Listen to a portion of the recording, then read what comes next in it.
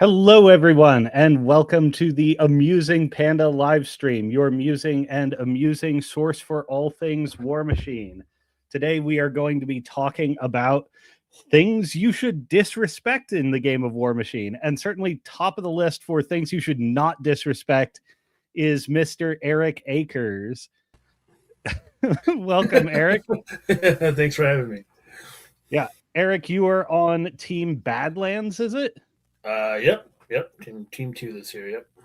Yep, Team 2 with captained by Mr. Rick Coe, and I often describe you as the broken typewriter of War Machine because all it does is put W's on sheets. Yeah. But yeah. Tell our audience, for people who may not know, a bit about yourself and your history with the game. Oh boy. So I started playing like towards the middle of Mark II. Started off, like I said, playing Scorn. Still love the faction. Still play it to this day, off and on. But yeah, like I said, worked all the way through Mark II.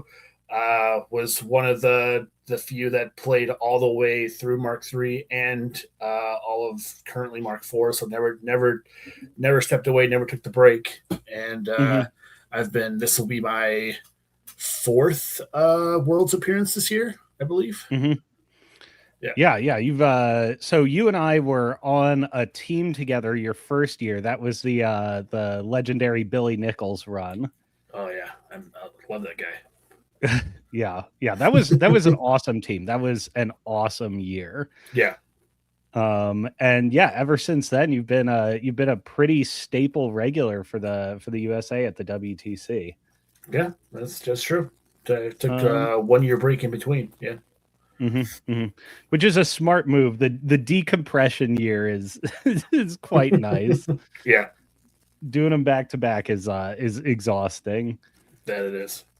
But let's see. So we're gonna talk about Scorn experience because I think for you and I playing Scorn in Mark II, Mark III, there were a lot of formative lessons in how the faction played. But I guess we got some news today with the release of the Pharaoh Chain Belchers, a bizarre new unit that we were just talking about backstage. Keith, you want to throw that up for us? So what do you make of these guys, Eric? I mean, I still am kind of unsure about what they're kind of overall. Like, obviously, they're the Cav and they're going in and charging stuff, knocking stuff down, which feeds into their trash. But it just seems like I'm still trying to figure out exactly where they fit within the army. You're probably never taking them as a 2 of, but you might dabble with a 1 of, I would assume, in some lists. Yeah. So I guess the question is, Pharaoh has been a bit of a mixed bag since its major update. And like, do these guys band-aid the shortcomings of the faction? I mean, there's some casters that work very well with them, but are they offering, a lot of what the faction needs? I mean, they will be a pretty sturdy unit in worst case scenario to just hold down a 40, and even with D-Cell from Sermondring, that's gonna be a pretty hardy stat line to crack through it, being armor 20 with 10 boxes apiece. Yeah. Same with Helga, who's also bringing D-Cell, and she brings Dash. I mean, it's almost like this is a unit that rounds out your pair a little bit. Because as you say, if you look through the Thornfall catalog for sturdy units to hold down a 40, there ain't really any options there. Right. And worst case scenario, I mean, this unit being able to knock down pretty much anything they go into helps your sea of Rat 5 models hit a lot easier anyways. Right, yeah, because you have 3 cracks at a 40%er to put something on its ass. They'll do good warm-up damage and then just repo out. Yep, exactly. Yeah. All right, well, I see Jay Beatnik already showing up in the chat. I imagine you're thrilled about these, Jeff. let's kick over into our main topic for the night, since I don't think much of us has put serious brain sweat into anything Pharaoh. So maybe we can put them on things you can disrespect in the meta. We got Jay Beatnik. Midas gives him Battle Lust and Bond. So he has a delivery system and does enable them to do pretty preposterous damage on the charge. That's actually a good call out. Yeah, that could be pretty good. Yeah, you get a 4 dice POW 14 gore and then a 4 dice POW 14 trash weapon. Mm-hmm. But yeah, so this was an idea I had a while ago, and you seemed like the perfect person to talk about it with. Is I observe some people give too much credence to certain things like threat ranges, guns, certain kinds of scenarios, stuff like that, when they really shouldn't. And, as a Scorn player, coming up in the era we did, there were a lot of things you were at a deficit at. As a Scorn player, you were never the fastest army on the board, like basically never. You're basically always out-threaded, basically always outgunned, and you had to learn how to play around that. Was that your experience playing a lot of Scorn in Mark II and Mark III? Yeah, I mean, they were a pretty fair army. I mean, their stats were all, again, pretty middle of the road. I mean, one of my favorite things of just Scorn in Mark II was anytime anyone asked your threat ranges, you had to give them a 5-minute explanation of why your Speed 4 model threat like 12 inches in melee because of rush and all these other random things. But yeah, for the most part, even then, like they were kind of always middle of the pack, and they really didn't become, in my opinion, elevated until Exalted finally came out. Mm-hmm, mm-hmm. Right. Yeah, that was a big game changer for the overall durability. Well, it changed the durability. It changed the attrition calculus because you were leaning really heavily on recursion. Well, the other big thing it changed too was Scorn was always just decimated by magic and control magic. So being able to have a list that almost entirely shut off the control magic was huge. Mm-hmm. Oh yeah, absolutely. No, yeah. I mean, you can't TK me, you can't time bomb me, unless I really want you to. Like, you had a lot of immunity to it, both between the arcane vortex and the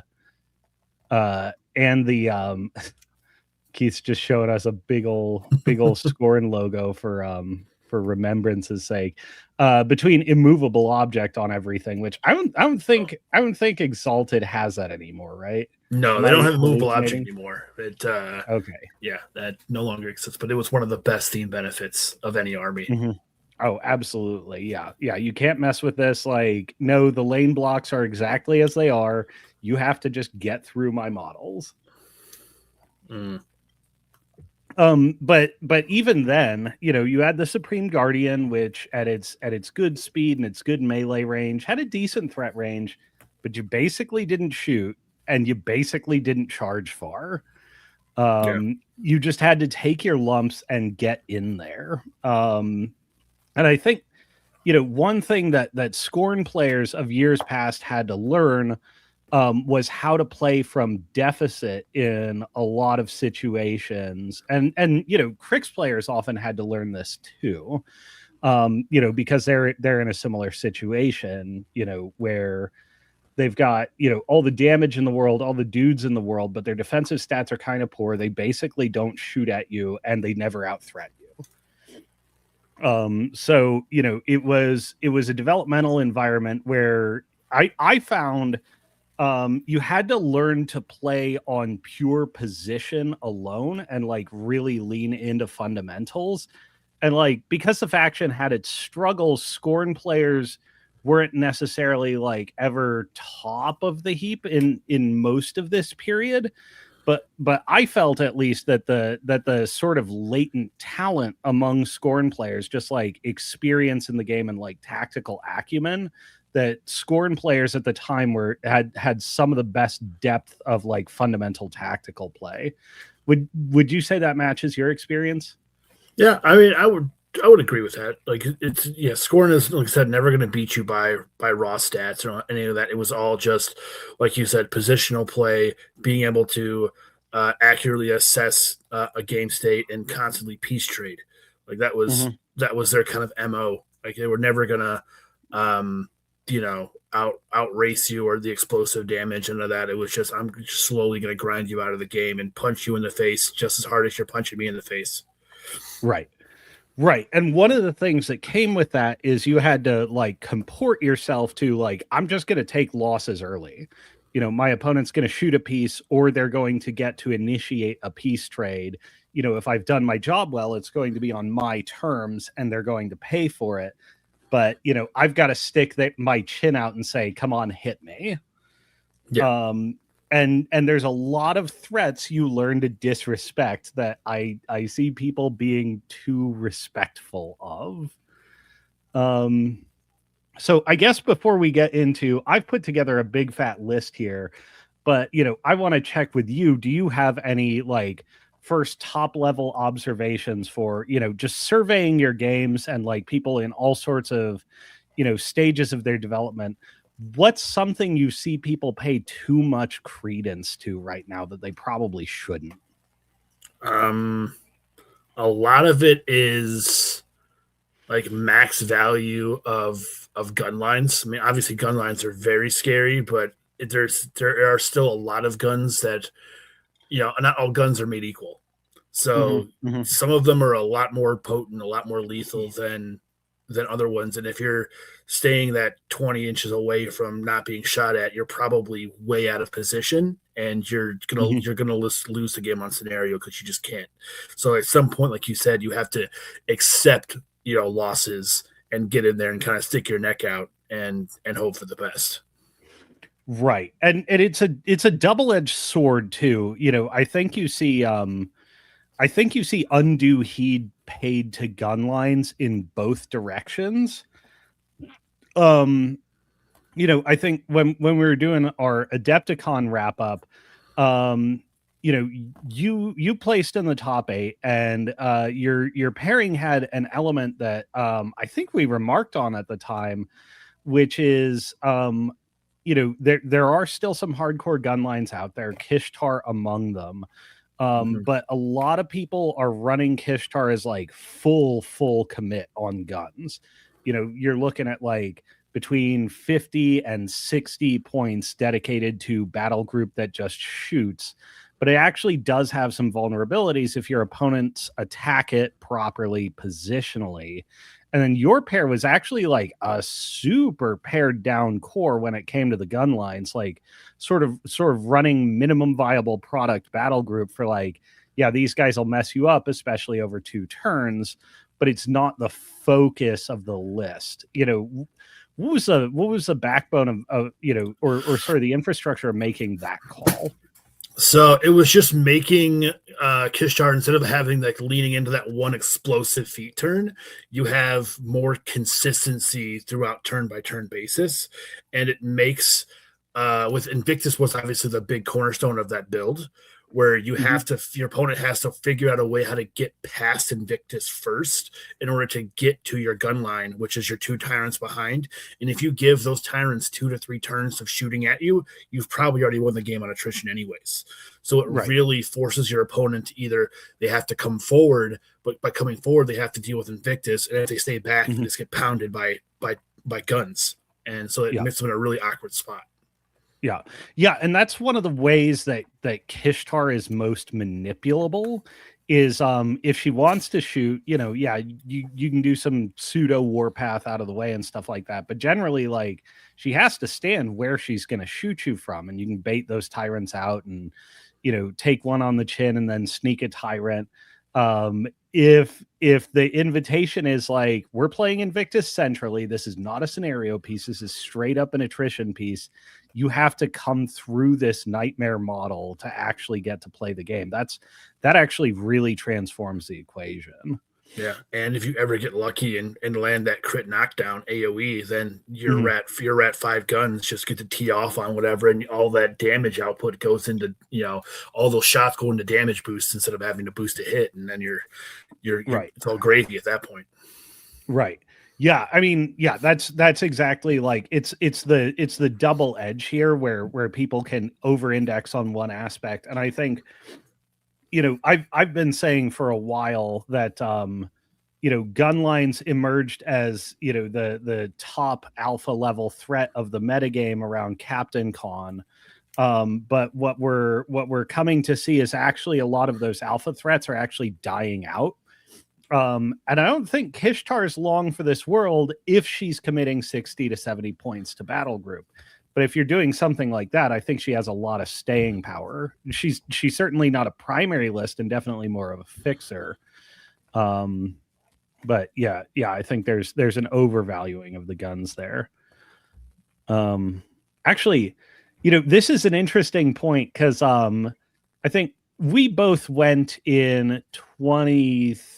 No, you took 23 off, right? The year it was in Denmark. No, I went to Denmark. The year I Oh, took okay. off was Germany. 24, yeah, Germany. Yeah. Okay, that's what I thought.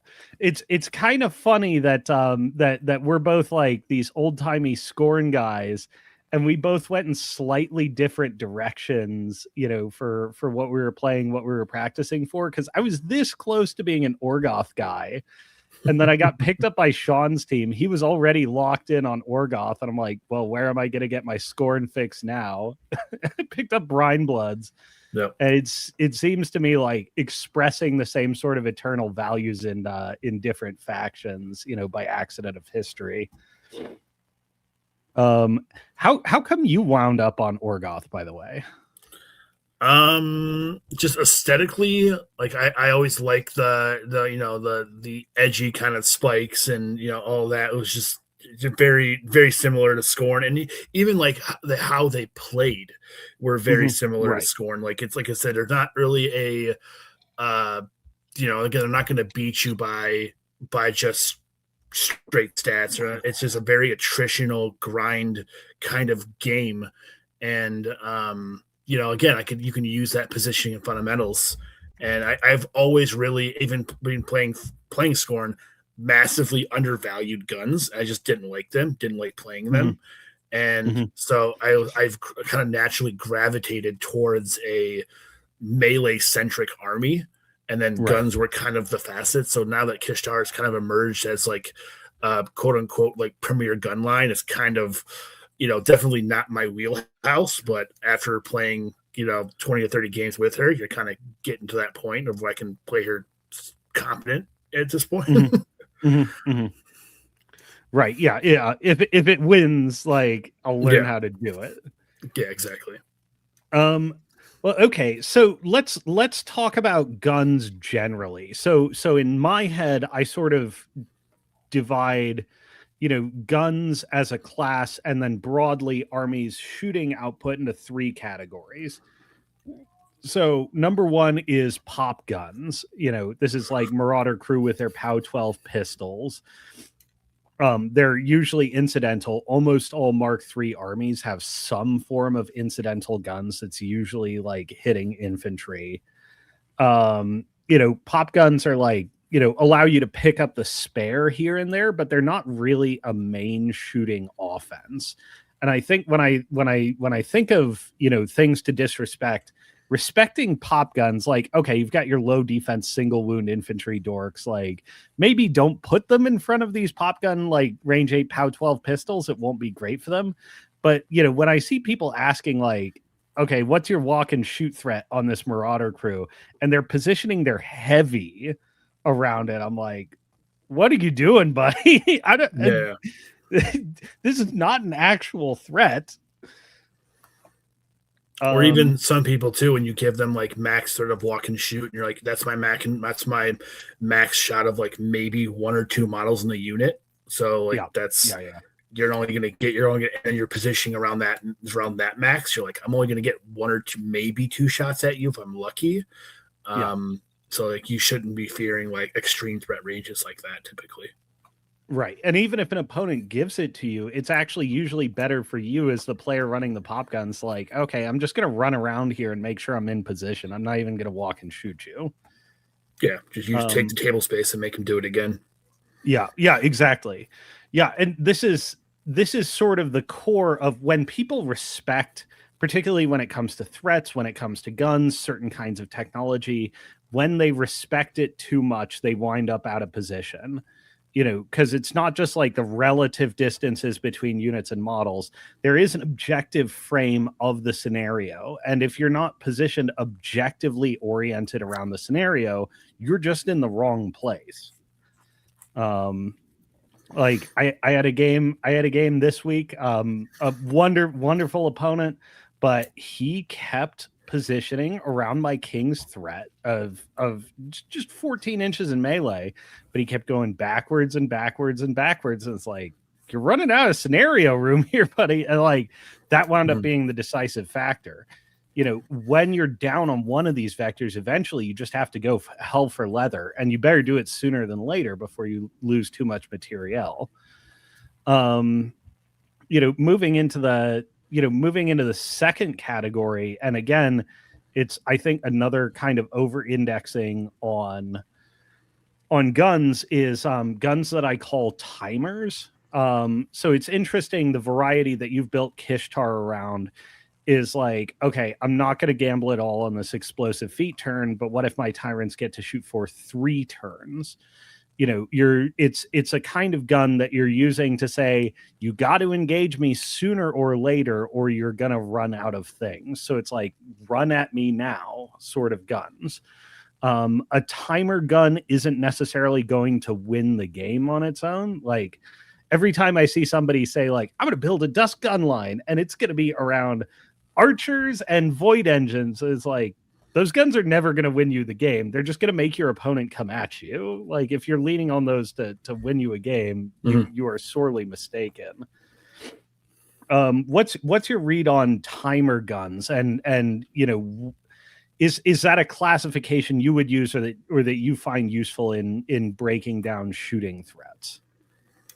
I look at, I guess I've never really thought about it in a timer situation. More of like, I kind of break them down with like guns that are used to clear out just melee infantry, or guns that you're using to fight other guns.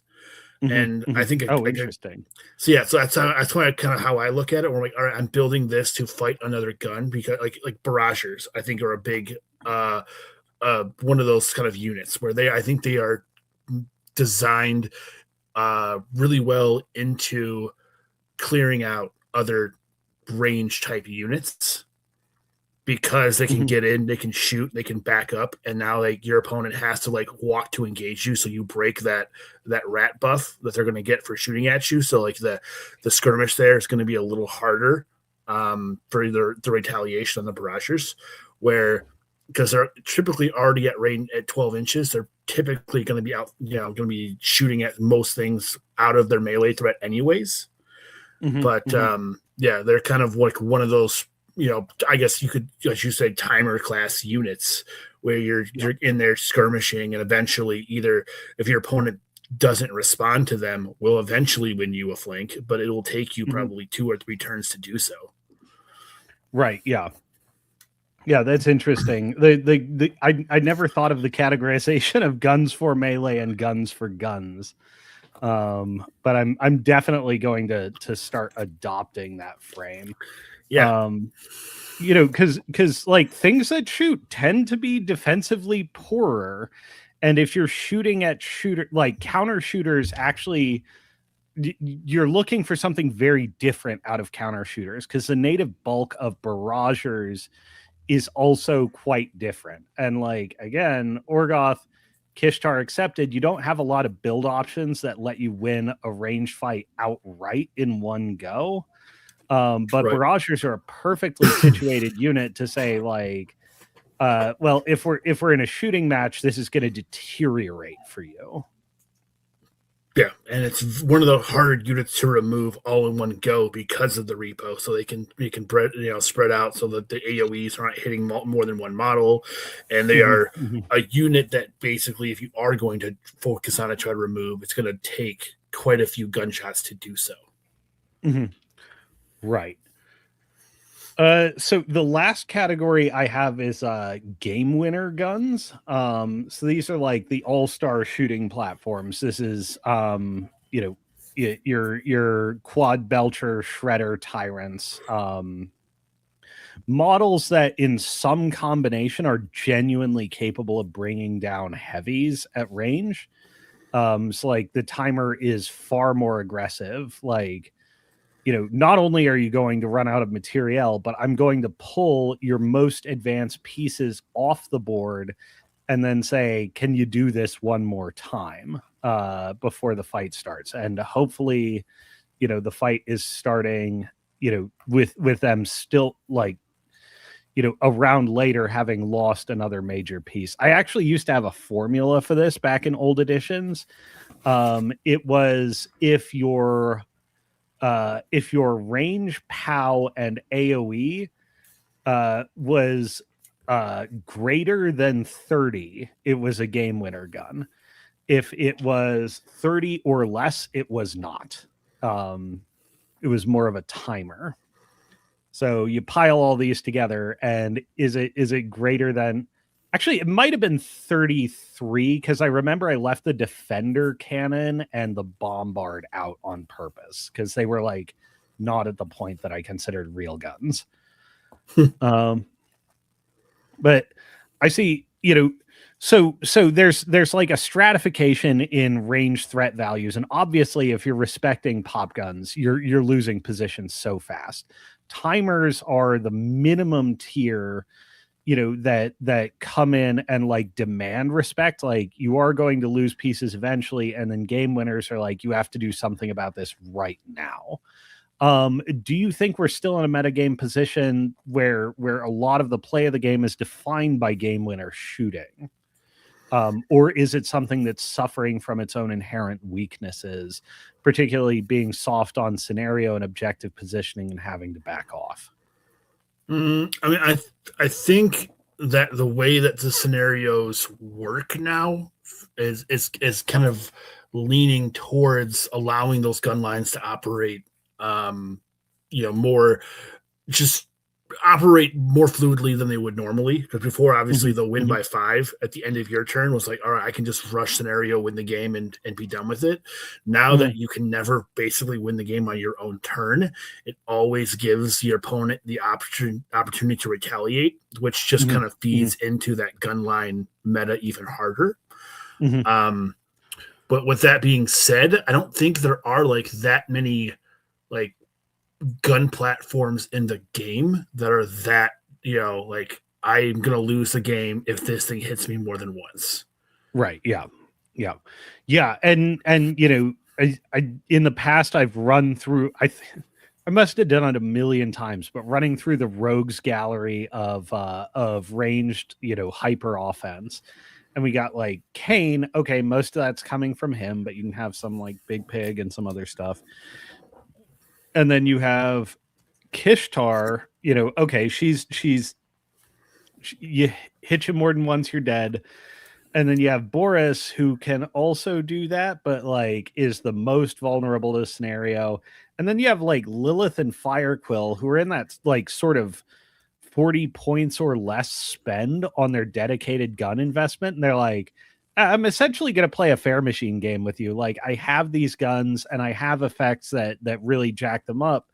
But particularly in Firequill's case, they're more like Firequill's feat doesn't transform your damage output because it's just boosted damage. It's more like an efficiency gain where like all your guns are operating at peak efficiency rather than middle efficiency. Like you said about getting the knockdown to a point where you can convert all your focus into damage rolls. Mhm. Um, does that track like that? I mean, because honestly, I can't think of anyone else that's like really at range. Like, we can't take another blast of that magnitude, sort of thing. Yeah, and I do think too that a lot of those like really hardcore gun lines are only there currently because people are being a little resilient or resistant to changing lists to fight those. Hmm. Hmm. And a lot of those like hard gunline skews I think are will be eventually phased out in favor of like your more of like your Liliths and your Canes, where you have like a hybrid Yeah. mode where you have obviously a lot of skirmish potential, but you still have like the melee punch and the staying power of other models to solidify your gains. Right. Yeah. Wait, and that's that. So this goes into, I think there's in interestingly the psychological resistance to changing one's list is an interesting vector that I had not considered here. But I think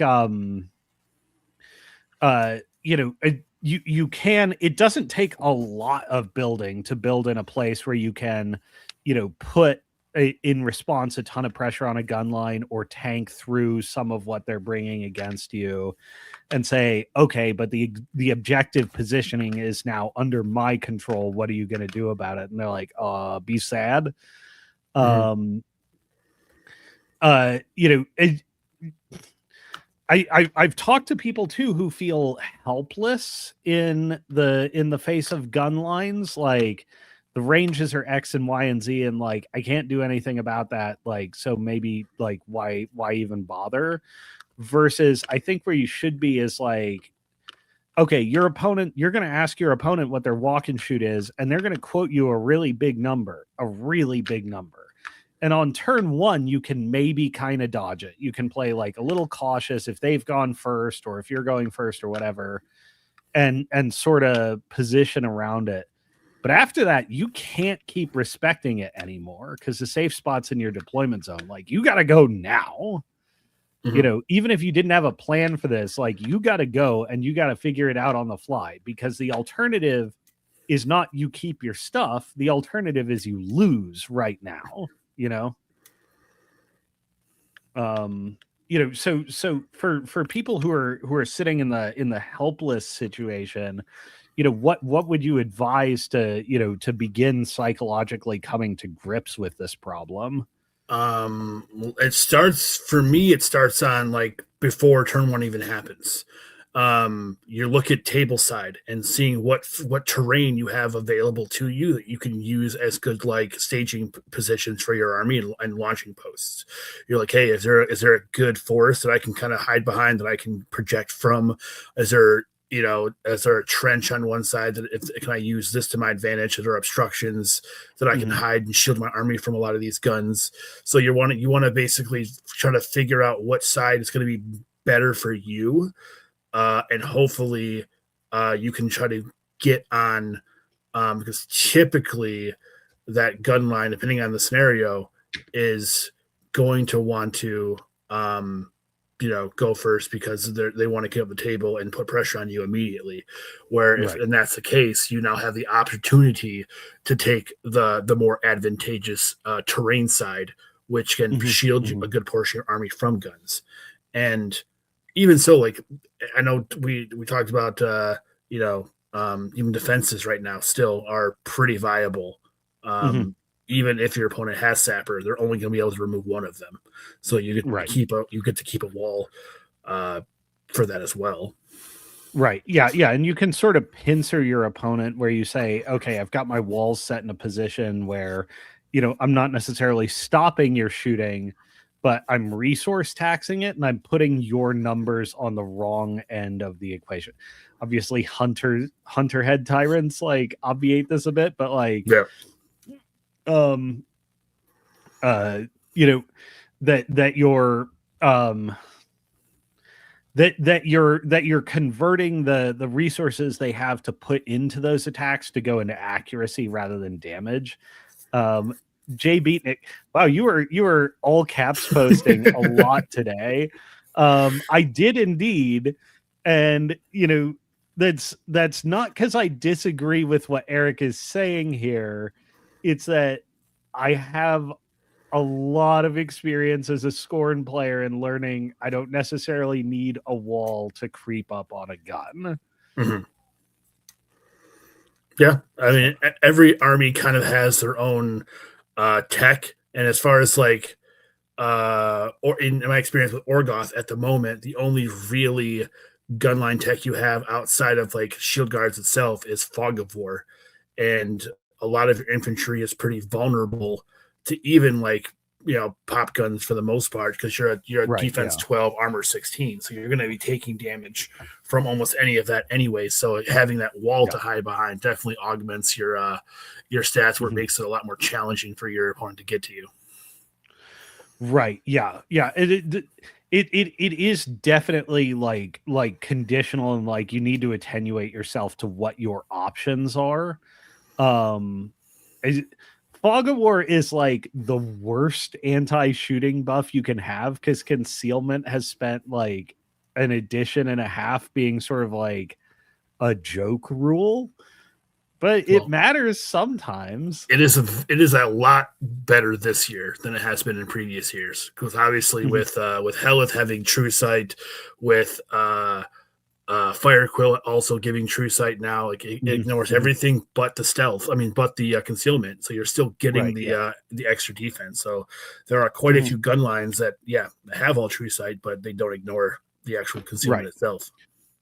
Well, and that's sort of one of the big points I think people overlook is like people will start doing math on like a colossal or a heavy and like does it survive this shooting and stuff like that. And it's like, well, it's possible that like it may be likely in the case of game winning ranged offense that it doesn't. But you're sort of the margins on game winner guns are actually not that wide. Like if you start to push the math on them wrong just a little bit, they can like, cascade terrifically badly. And like bolting on a conditional +2 defense, like may in many cases be enough to like invert, their value calculations. Yeah, or just being able to shield guard off one or two of those shots, not letting them focus fire down one of those important models. Right. Yeah. Because when it comes to game winning ranged offense, there's not necessarily a ton of those shots, and if one gets peeled, like that's a substantial dent in their total output. Yeah, especially with a lot of those guns, we're talking about still tyrants. Like if you're quad bolt throwers, you could get 4 shots, but you also could get 2.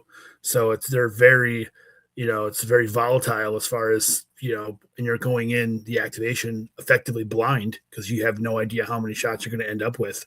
And, having 2 to 4 is a very different number and a very different damage output depending on how you roll. Yeah. I've always said the game designers know that whenever there's a D3 roll for something, one of the numbers is balanced and one of the numbers is balanced and the other 2 probably aren't. And in most cases, the correct result is 2, but sometimes it's 1. They're not as good as they used to be, but a few years ago, Storm Towers were like, the correct number of shots for this model is 1. That they sometimes get 3 is egregious. Right. But yeah, I guess last mentions for me for additional defenses or counterplay that not many people think of. A lot of people think like that walk and shoot is the longest range in the game without like really putting their noggins to it. There is one threat range that is longer. The absolute longest in the game is run and channel spell. It is the longest from downtown that any threat can be put down. And while it doesn't necessarily like let you beat a gun line across the board, if you're playing canny, if you're using terrain, if you're fighting them on the margins of their probability curve, an arc node can let you steal material, start to carve out localized advantage, or apply threat pressure on a caster that like beating game winner guns is a matter of like playing around the margins. Mhm. So I think that's one that I would call a lot of people to pay attention to. As far as the respect meter goes, between pop guns, timers, and game winners, or anti like counter shooters and dude like melee shooters, where's the line where you think people are being too respectful or like just right? Well, I think the other thing we kind of need to discuss a little bit too is depending on what faction you're playing, these classifications change. Because Okay. some armies, your stats obviously when you have a defense 11, defense 12, models across the board, those pop guns start to hit a little bit harder when you're rat 6, pow 12, where in some armies that have better shooting defense, say dusk and things like that, those like timer guns don't mean anything to you because you just recur and you have a bunch of shield guards with void engine and help and all that. So depending Mm-hmm. on where you're at, it's identifying where your own army's limitations are to guns, and then Mm-hmm. having to Mm-hmm. adjust your game plan accordingly to how susceptible you are to certain gun lines. Right. Yeah, that's like that's a really good observation, particularly when I'm playing Dusk and people ask like, how far does your king walk and shoot? I'm like 20. They're like, oh, I put my models around, outside of 20. I'm like, this is good for me. Yeah. And then we're like, okay, but what's your melee? I'm like 14. And they're like, okay, we're just gonna pitch up at 15. I'm like, damn it, I'm in trouble. Right. Like, not that it's the plan, but like when you see somebody pay too much respect, you're like, yes. Yeah, it definitely allots you more breathing room, and again, if they're going to do it once, they're probably going to do it again, and then by the time that turn 3 happens, if your opponent's 6 inches behind, the scenario, you've probably already won the game at that point. Right. Exactly. Yeah, and I think I catch myself doing this every now and again, where like, there's two ways to beat a threat that's coming at you. One is be out of range, and two is have sufficient defensive technology to mitigate it. And a lot of the time I find myself instinctively like, I'm going to be out of threat range and I'm going to position the shield guard and do X and Y and Z. I'm like, wait, why am I doing this? I've already like stopped the offense. Why am I throwing in, additional resources on a problem I already solved? And I think there's just a sort of psychological reactance that can happen to that sort of thing that just gets you in bad places. It's like, even if your offensive pieces are out of range, like your supporting elements shouldn't be making positioning concessions to something you've already defended against. True. The other thing that the other kind of school of thought, and what I kind of do typically when playing as well, is I'll look at what my opponent basically has to give up or move to take said piece. So say like in a situation like, I'll say for instance with Sabrith, people love to play around Perdition. Perdition is not nearly what it used to be. And even if you have a tyrant that threats 15 inches, if that tyrant's going into infantry, that tyrant's still trading down. Like you could care less. Like if you put the infantry up there and that tyrant Perdition's 15 inches to kill your infantry models, you're still trading a 6 to 8 point unit for an 11 to 12 point heavy. That's still a very favorable trade for you. So you're still like, playing around things where like, okay, if my opponent does launch this into me, as long as I can clear what they take, it doesn't matter, as long as I don't give them proper value for said activation that they bring in. Right. Yeah. Because if you're positioning against the tyrant, like you have melee pieces that can fight the tyrant, like another heavy. That's the earnest trade there. And then you have your infantry dorks that can accomplish some work, maybe against a tyrant, maybe not necessarily. But the value proposition of a tyrant is off for you. And I guess this transitions into the The second area that people are too respectful of, and you should learn how to selectively disrespect, is threat ranges, specifically. And when I say threat ranges, like, we spent a whole time talking about guns, which are a threat range, but this is like, okay, real honest to God, not an aberrant exception like the melee piece trade. These are the threat ranges that the game is really made of. You know, if you've got your battle group that is the kind of piece that trades for a tyrant, and then your infantry, which maybe can, maybe can't, you know, you've actually got a number of threat ranges that you're looking at, and 15 inches is just the longest. You know, if you know, and say like 15 inches just out threats you clean across the board, absolutely everywhere. If you put all your models outside of 15, unless it's like bottom of 1, you know, you're setting yourself up for a loss. But in looking at the positioning of that infantry, you can go, okay, I can be outside of 15 and lose position, or I can be outside of 10, which is its charge plus reach, and gain some advantages. Maybe it comes into me, you know, with the perdition still, or I can be inside of 10 and say, there's no extra resource cost here, but if you do this, you don't have anything else that's going to connect with these guys. It's just going to be a waste for you. And then you can have your like other peace trader either living in the shadow of that unit, or like, you know, maybe outside the 15 altogether, but the infantry's inside 10, and, you know, your heavy threatens the tyrant if it comes to get that infantry. You know, versus I feel like a lot of people just hit the eject button and like be outside of 10, or, you know, outside of 15 across the board. Yeah.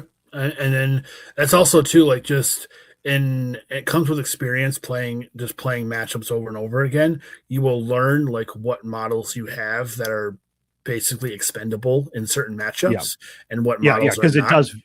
It does vary by matchup. Yeah, like exactly. what may be your bait or like your space eater in one game is going to be your game winner in another. Yeah. So yeah, and that's again, it comes down to just playing games and knowing what models you can afford to lose, and you can kind of like try to start those initial trades, and what models are going to be more effective in some matchups and other matchups, and make sure that you're getting max efficiency out of those. But that comes down to, you know, that fundamentals, piece trading, and just kind of knowing, you know, where you can be and what you can afford to lose. Right. Yeah. You start to deeply internalize the rhythm of the game. Like, and I think a lot of this is failure to like internalize that you are going to suffer losses. You know, your favorite shiny golden boy like special toy is going to get killed, and it may get killed in like every other game or every game. Like, you may bring it just to be killed. Yep. You know, and you know, I think sometimes people get a little too attached and a little too precious about their pieces. But, you know, like part of, you know, like, you can respect threat ranges and you can disrespect threat ranges in like the wrong way too. Where like I've definitely seen people like put themselves, you know, okay, I'm gonna have to, like, I'm out threaded here, I'm gonna have to give them something, and it's like, but you didn't have to give me everything. Yeah, You and know. I mean, in some ways, that's, you can get away with that in some matchups, but in a lot of situations, you're just setting yourself up to lose way more than you need to or want to. Right. But again, I think a lot of that comes down to like just inexperience of the matchup, or inexperience of knowing what your opponent's models actually do, which kind of leads to positions like that. Right. Well, and that's, you know, I think you're used to giving like the 4-minute spiel of like, all right, this is rush, this is warpath, this is what happens with beatback, this is what happens with grand slam. Like, you're used to componentizing your threat range to your opponent as a Scorn player. I often hear the first and last question people ask in this domain being like, what's your threat range? And I'm like, this. When really they should ask, what's your threat range? Okay, what are the pieces that go into that? And it's like, well, I've got Hunter's Mark and Alpha Hunter, and, you know, sidesteps go X, Y, and Z, or, you know, I get X, Y, and Z out of feat move. And, you know, like, this may be your first game into this particular army, but if you're at least asking the question of what the components are, you can get a sense for sort of how temperamental or finicky this threat range advantage actually is. Mhm. Like, one of the things about Sabreth in particular that I think a lot of people overappreciate, especially when there's multiple tyrants running around on the board, is like, except for maybe feat turn, perdition is usually something that only happens once per turn maximum. She's only at 7. She's only arc 7. Like, real, and she has a ton of upkeeps, at least one of which she wants for damage output. Like, she's maybe gonna have the resources to cast this once a turn, and like just cross her fingers and clench her butthole that it works if she's counting on it. Yeah. So like, I do think also that most, even if we're going into Sabreth in general, most people are not building her very battle group focused anyways, because she leans pretty heavily now with her new feat into infantry, and with IR plus Death March, all of those kind of, even Fog of War, benefit infantry much more so than jacks. Mm-hmm. Mm-hmm. Mm-hmm. As a question of personal curiosity, have you experimented much around running a scything flail jack with her and a gun jack? I'm actually currently doing that. Okay, brilliant. My current tyrants are the Scything Flail Claw tyrant, and then the other jack is a Shredder Claw and Arcane Vortex head. Mm-hmm. That's what the two tyrants are. I'm paired with her currently. Right. Yeah. Because like, okay, a canny opponent will see 2 melee tyrants and say, all right, I'm going to put 2 juicy targets, 11 inches from both of them. If you want all this stuff, you have to perdition twice, and I know you don't have the resources to do it. And I'm gonna hedge and make like even getting the 1 perdition tricky, versus if you have a gun tyrant and a melee tyrant, it's like, okay, I know that you know that I know. So what we're going to do instead is just retreat to, I'm only going to get the 1 perdition a turn, but that 1 perdition may be into a gun threat. And if you screw up your placement of your caster or something like that, I'm just going to punish the crap out of you. Like, we're going back to game winner shooting as the fallback plan if you defend against the melee threat appropriately. Yep. And that's kind of typically how I build most of the lists. It's like I build for consistency more so than almost anything. Where if I can pretty much know that what I'm going to roll is going to average out eventually, then a lot of my game plans and a lot of that setup and prep work will eventually come out in the wash. If I have enough attacks, I can put enough attacks into the problem. No matter how good or bad I roll, it's all going to even out at some point if I have enough. And that's kind of where that running, like you said, if you're running 2 melee focused, then that gives your opponent more avenues against you, where if you can diversify and play for the longer game, and just like say, I no matter what you do, I have an answer for it. And that's kind of where I think in terms of Sabreth, where she shines is she has literally a tool for everything, where not every obviously army has the ability to do that, but trying to build armies and build lists with a plethora of tools, and then being able to, I have a Swiss Army knife, and I can pull out said tool when I need it, when I need it, and where I need it at any moment's notice. It's massively beneficial in this scenario packet and in the game currently. Yeah. That's something that I didn't include on the outline, but I feel like I should have. One of the things I think that people respect too much and over-index in their design is core dynamos. And we were talking about this, with Kishtar too, and why Magnus and Invictus, and why going down to just 2 tyrants. And people will see an internal synergy and go way too hard on designing after it. And it actually results in a relatively fragile plan that a lot of people don't realize when looking at their War Machine app. They're like, oh, this does this thing great. And it's like, what if there's a forest and an obstruction and another forest in like just the wrong spot for you? Like, does the plan come off then? Or what if your opponent counterplays prospectively? And it's like, well, then I'm like 30 extra points in the hole. I think people over index on core dynamos, and retrenching to the Swiss Army knife territory is actually really crucial to posting consistent results out of your play. I mean, I Andy and I discussed this a while ago. Like, I've had when I am experimenting with a new caster, I actually try and see, okay, how far does the dynamo go, and then where can I counterbalance against it? So like with Firequill, Andy and most people are running like double quartermaster units, and I'm running like single bosun. Like, what I found I really need is just somebody to go way the F far away and go grab the thing. And, I need this unit that runs against type that gives me the option to do it,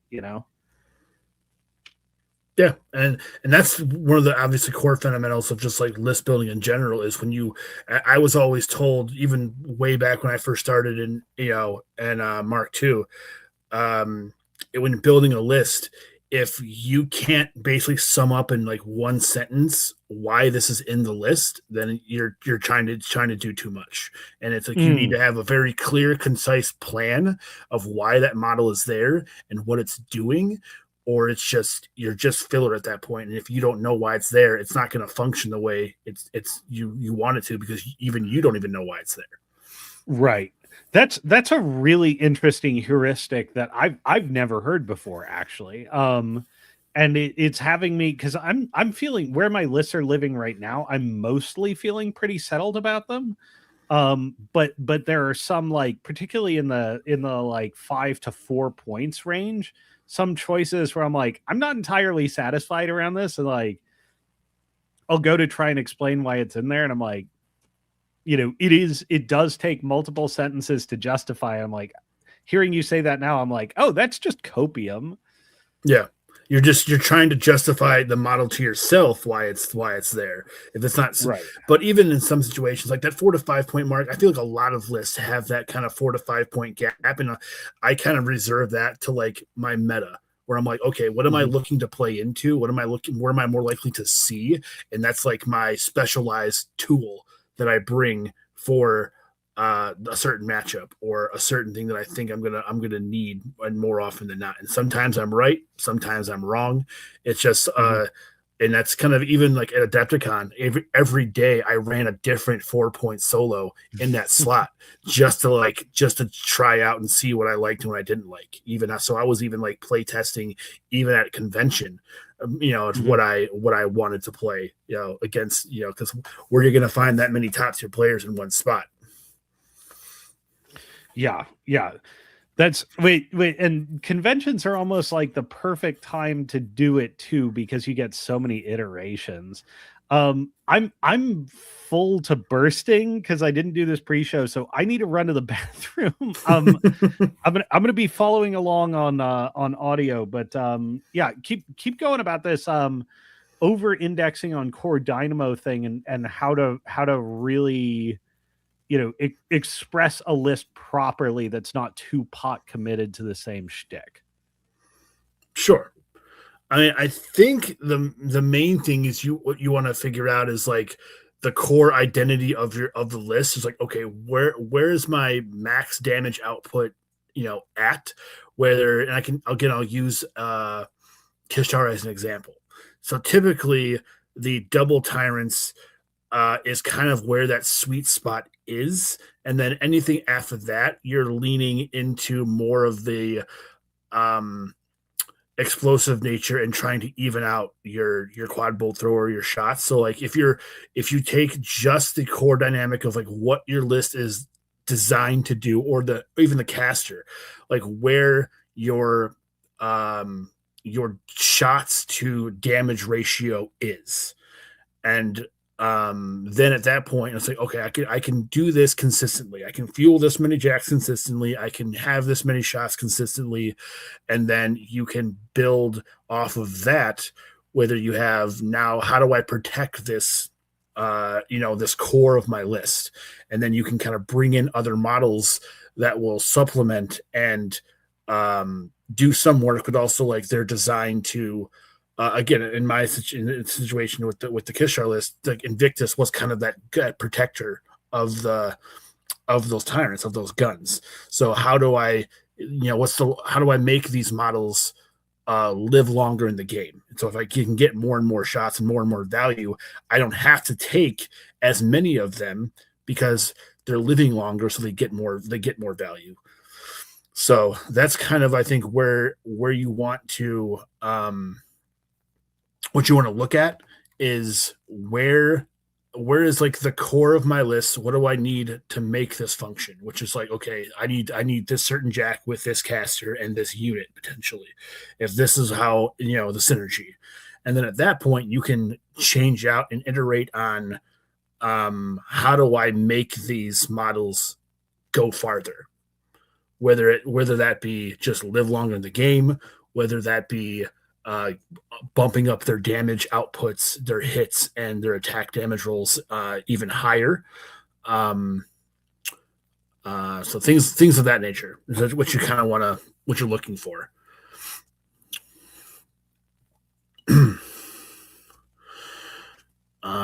To another point, something else I kind of wanted to touch on briefly as well. Especially a lot of like, there are a decent amount of things in the game too that have like variable, shot types, or even just variable guns in general, where you should always be expecting at least, the median as far as like the 3 shots. If you're expecting them to get max every time, you will be playing way too conservative and way too scared. So at some point you have to just get in there and just, and have the list designed where, okay, this is my problem. This is my gun line. I have to figure out the mountain to climb. And if you can even present a list that, even if you don't plan on playing it, just having something that is heavily skewed against the gun line and your opponent can recognize that it's heavily skewed against the gun line, they won't even drop their gun line. And that feeds you into potentially the other list. So you're kind of like calling their bluff, so to speak. Right. That's so there's a lot in that's interesting. One of which is like approaching your second list more as a buckler than a second sword, actually. Just a broadcast, hey, if you drop the other thing in the wrong situation, you will lose. Are you willing to take that risk?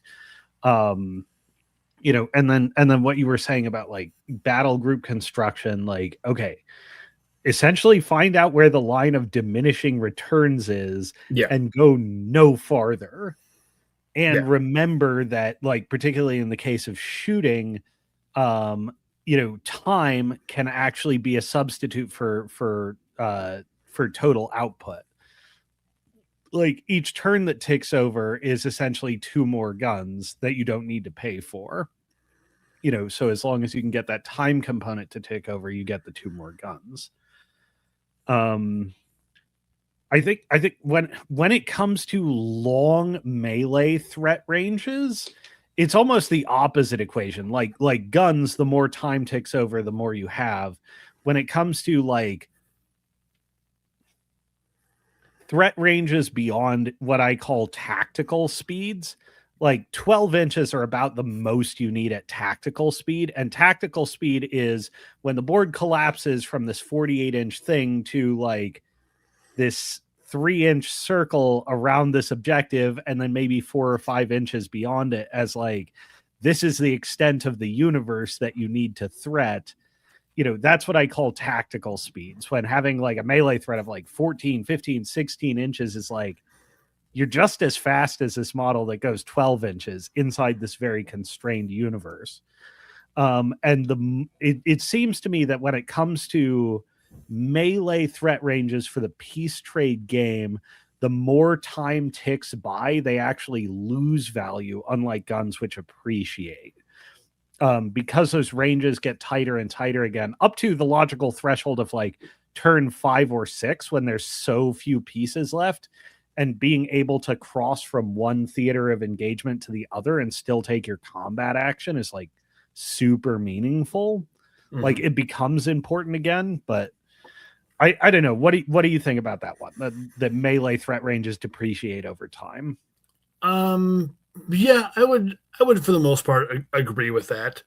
Like I said, like it's one of those things too where like if melee, there's not a whole lot of like different, like the 12 to 13 area, like you're basically negligible threat ranges at that point, because like typically your opponent's already going to be like nestled into the scenario, and you out threaten them by an inch isn't really going to put them off the scenario. Like that break point for me is usually around that 14-inch mark is where that becomes more of an issue.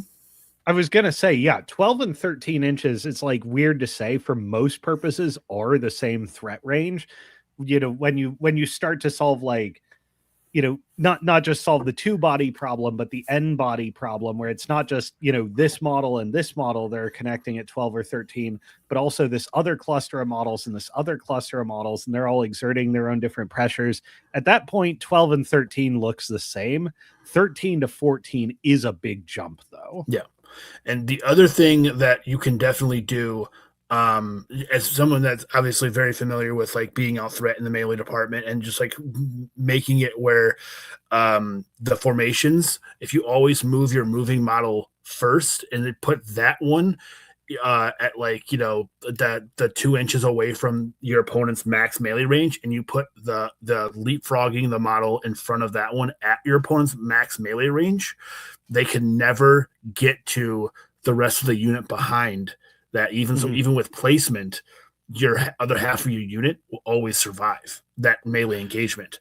So you'll always have a secondary crackback. And if you have any kind of recursion mechanic, you're not really giving up anything by doing that. And your opponent's going to have to, you know, concede table space to your threat range, because now that model still carries the whole unit with it, or they're going to come in and basically get a diminishing return because they're only going to kill one or two models, and they're going to lose their whole unit, and you get to, you know, play with the unit as well.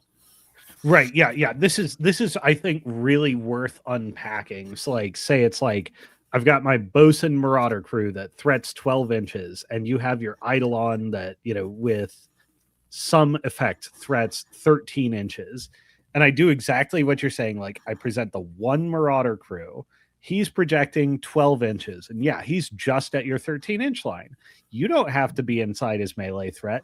But if you only move 1 inch this turn, it's as good as having backed up. Like, you've lost so much strategic relevance if you don't bite on this or figure out a solution to it. Yeah, that was a very big, like I said, when I took Exalted to Worlds last year, that was a very big tactical thing that I used against a lot of players.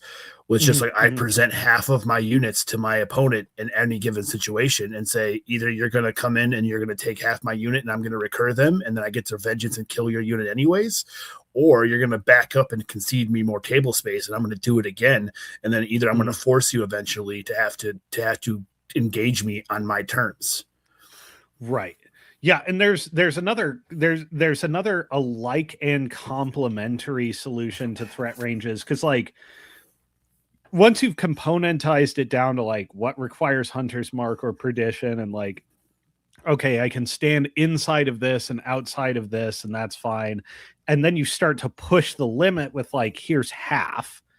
You can push it even farther by going, oh, what's this? I also outnumber you 2-1. So I'm also just going to threat saturate.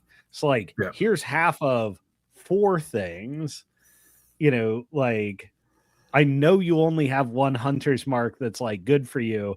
And like, at that point, the number, it's so important to stress that moving min distance even when you're down on threat range because of the objective position of the scenario, even when you're moving min distance and staying out of threat range, you're actually actively losing position. So like you can use saturation also to put your opponent in a similar kind of position and say, just by dint of bodies, you're falling behind now. Or say, like, my battle group is 50% larger than yours. So that means, I'm going to present the first piece and then have the others on deck.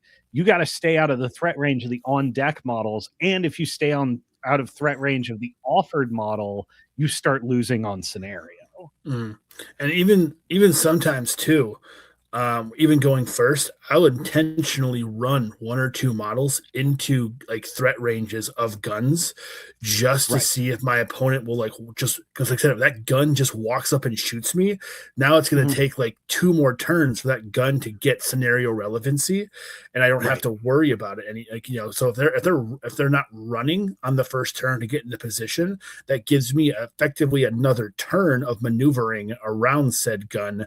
And I have more bodies on the scenario to play that game. So that's something too. If you can afford to like give your opponent 1 or 2 kills early, just so they concede some board space, it could be relevant in some matchups. Yeah, and it even like going first, like particularly going first. You love to see it when your opponent does that with their colossal, where it's like, you walked your 30-point model to kill 3 and 3.33 points of guys. Thank you. Yeah. Like that 5 inches that you didn't move is just astronomically valuable.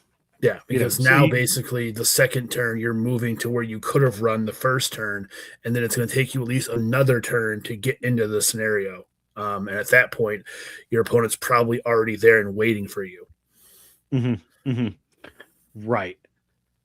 So if you're looking at, say, I think Orgoth, we've talked about Sabreth, where the componentization of her threat range into, and that's another thing, that bears mentioning. When you componentize threat range, you're also, a lot of people sort of treat threat range elements like feat based threat range as though they're forever, and people ask like, what's the melee threat on your Abyssal King, for instance, with Boggity Bomb? It's like 14 inches with feet, 12 baseline.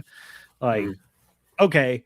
And they run their dudes up outside of 14 inches. And like, you really could have put those 3 warrior models like in like just outside of 12, because I ain't burning my feet for that. Yeah. So one-time effects matter. Knowing how many times your opponent has to play Hunter's Mark matters, et cetera. Say you're up against something like Kirax, maybe with a Trike, definitely with a Vipex, possibly Wyvern, whatever. Pick your Kirax army of choice.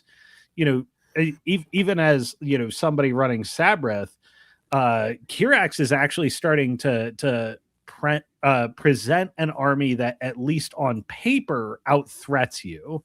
What are the components you look to disrespect most between like Hunter's Mark, Alpha Hunter, and Feat Move when setting up on that? How do you break down what you can allow him to have and what you can't? I think the biggest thing you want to do is like make the board as wide as possible, because now it straight stretches his feet, and if you can't really and get to all of those models in your front line, it's going to make it really hard for him to get those feet movements by killing those models and projecting the distance that it would. The other thing you want to look for is try to present models up front that are going to be harder to kill, because that way ultimately it's going to give him potentially less moves, which will and ultimately lead to less attacks, which is going to make his feat less effective. So that's kind of one of the bigger things, and yeah, being able to, even in that direct situation, control how many, the engagement of how many models he can actually attack, and even given the situation of like having tough models and different things, the tough no knockdowns, and now it's going to be even more complicated, and just like the Right. unknowns of if I go in here, I don't know what's going to happen, Right. Yeah. and You have a 1/3 chance of, trying to trigger that alpha hunter or whatever, just not working. yeah, I would say typically too, like I would in most situations you do not want to give the Alpha Hunter to Kyrex. Like you can pretty much reliably stay out of his threat range and be fine there.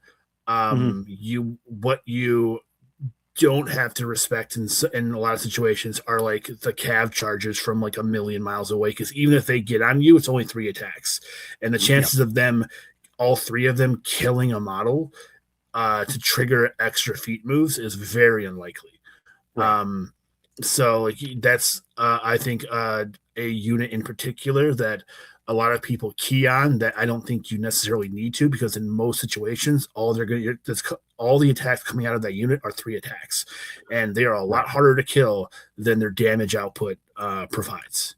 Right, right. Yeah. And if you're not leaving like single wound dorks where they can like maybe get lucky and key a feet move into a feet move kind of thing, like, essentially you create a no dork zone around a hard target. And essentially the Cav, like, even if the Kirax player like gets sneaky and like, does X and Y and Z, the implications of them getting this unit to connect are not that high. So you can actually choose to not respect it. Um, man. So there's another element of what you said, which is go wide. Obviously Kirax is and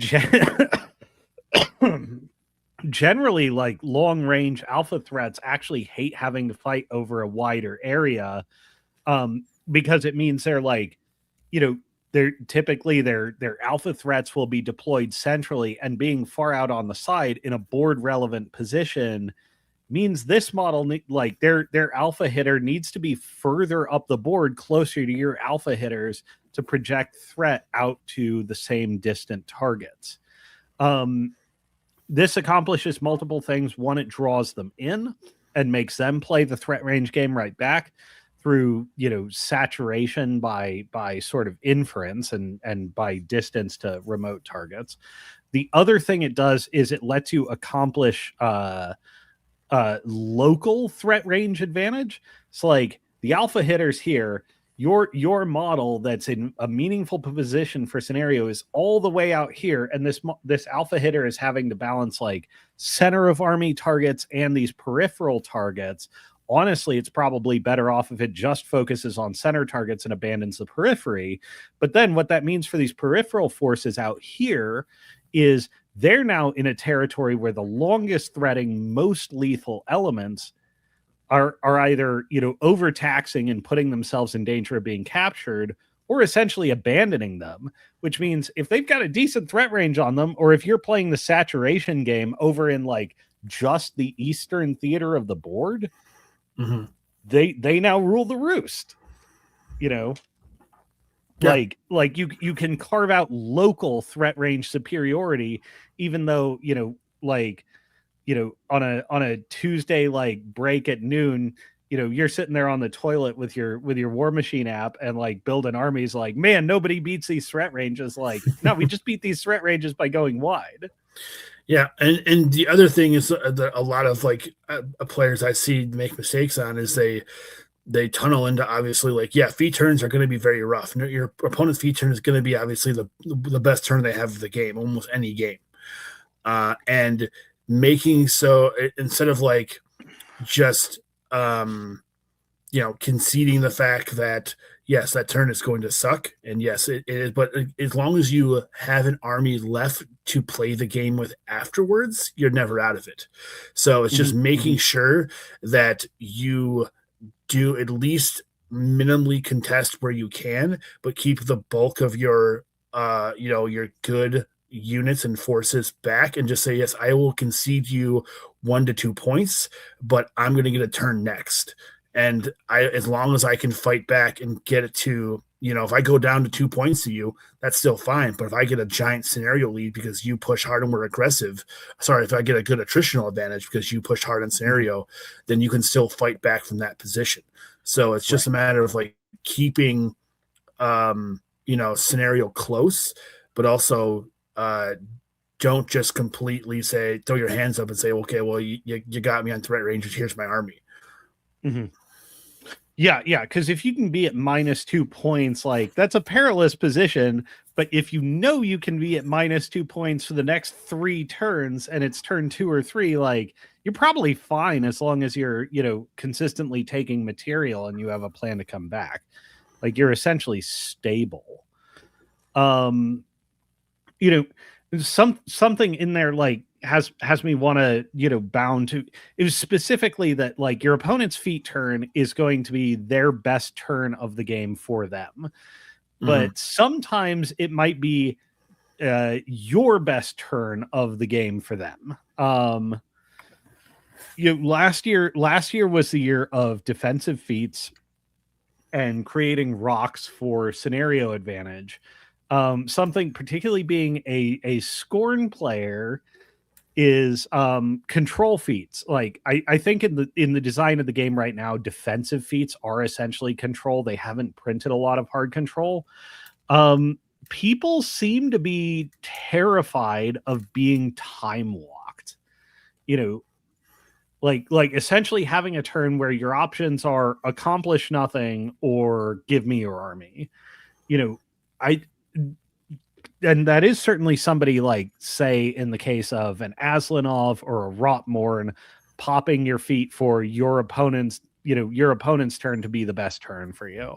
And I think some of the largest demographics in the game right now are like returning Mark II players followed by new players.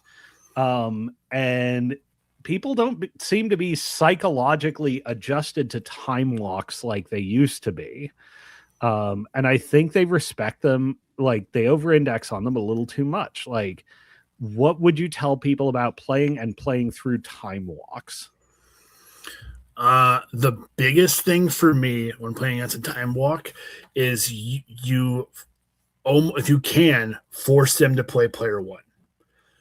You almost never want to let a time walk player be the first person to score. That's usually a very bad time because you're letting them score first. They're setting the pace on scenario. That's what they want to do anyways. They want to score 4 or 5 points, time walk you, and win the game there.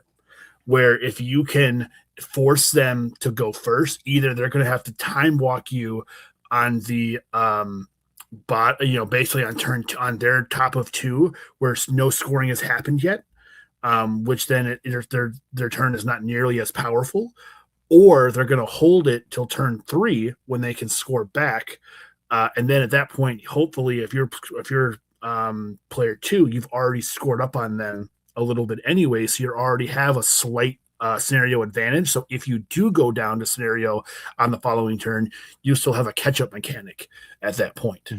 Yeah. And even if they took turn 1 and you didn't score up high, the only way you aren't scoring up high is if they give you stuff. Correct. Yeah. So you're forcing them to trade material. I mean, other than that, like when the concept of stabilizing on scenario and just putting yourself in a position where you're not going to lose on scenario and not going to lose on like so many people panic and get like a deer in the headlights and just start throwing either models or points away to preserve models. And I feel like I don't know how to articulate it, but there are some kinds of maneuvers you can do where it's like, oh, okay, you're going to ride up 1 point higher than you were. And, my models can't accomplish much to great effect. So I'm going to fall back and not fall back as in move off, but I'm simply going to reorient around and reposition. I'm not going to try and come through your feet bunker. I'm not going to try and do X, Y, and Z. I'm just going to focus on putting my models prepared to play my next turn. And a lot of people get spooked by that. I don't know. Do you have a way to like, I'm sort of giving you my mystical intuition here. Do you have like, specific like articulations for this sort of problem? You're talking the turn two problem in general of like, Mm-hmm. where do I either like, move back, hold my ground, or Yeah. try to push in aggressively. And that again, like I think that will depend on matchup to matchup whether what you do on that. So like there isn't really a catch-all answer, which is Mm-hmm. the kind of the hard spot for like newer and even veteran players to understand, is like that play will be in most situations like a gut feeling of like, all right, I've played this matchup, I've tried it this way, it didn't work, I've tried it that way, it didn't work. Like how, what can you do? And a lot of really tricky things you can do, and on occasion as well, use the actual objective as a pseudo barrier as well, because Mm-hmm. it is a great scenario, positional denial piece. I've used in many situations. If you can position your opponent, your piece, just Mm-hmm. if you're right at max threat range and your piece is right on the other side of that 50 mil objective, there is a giant space of on the board that your opponent can't land a model. And if you can just Mm-hmm. park that thing there and your opponent can't get to it, you effectively stop them from scoring for a turn. So look for stuff like that. Use what you have at your disposal, and even sometimes the actual scenario itself will lend you a hand, and that's in some circumstances. Right. Yeah. Especially if you have like a handy dandy obstruction, or maybe a unit that's armed 20 and can't be pushed, slammed, or thrown. Like you can carve out some weird bunkers that Yeah, way. and that's something too, that when you're setting up a table, it's very beneficial for you to set up the scenario ahead of time before you pick a side, so you can Mm-hmm. see some of these elements of like, okay, this scenario is going to be here. I can use there's like a small space behind this obstruction that I can park a model here and be really hard to contest, and my opponent can't remove this. So you can like look for spaces like that. That's why I see a lot of people like will pick sides before actually like setting out the scenario. Mm-hmm. I'm like, that Right. is a free resource that you can do that a lot of players just don't take. And I would recommend highly setting up the scenario, checking it out beforehand, and then you can Mm-hmm. make a more informed decision on, because like I said, in a lot of situations, especially in time walks, stuff that certain matchups, like having that that kind of bastion that you can bunker on the scenario makes all the difference. Right. Wait, and there's something, man, one of the things with the current scenario packet that I understand for balance reasons why most of them aren't symmetrical anymore, but it does make it harder and more time consuming to pre-check. And as you get like as you build up this greater and greater mental Rolodex of play situations, because I will often pre-check my boards, but I'll usually only pre-check my boards for one objective type. Like, Sure. Or what are the flag options? Where do the 50s land in relation to this? And like, you'll eventually get there to like identify which scenario elements plus terrain are most impactful on, playing out whatever sort of like a weird one, like from Adepticon. I actually didn't set this up well, but something I was proud of myself for doing was against Jake Cooper, like because he has a gorger that out threats my king with Aslanov and all these things. I'm like, I bet you I can carve out a place where my where my king can stand safely. And it was like, okay, put Lockabash Brothers here. There's a scenario element here, and then I'm going to put my brig here in such a way that it can't be bulldozed out of blocking this landing spot. What I didn't calculate was Aslanov just walking, leaping, and killing the brig. But yeah, but even if you're in like the worst possible situation, if you are attentive and know that you have to be attentive because you're about to be time walked, you can set this up. It just requires diligence.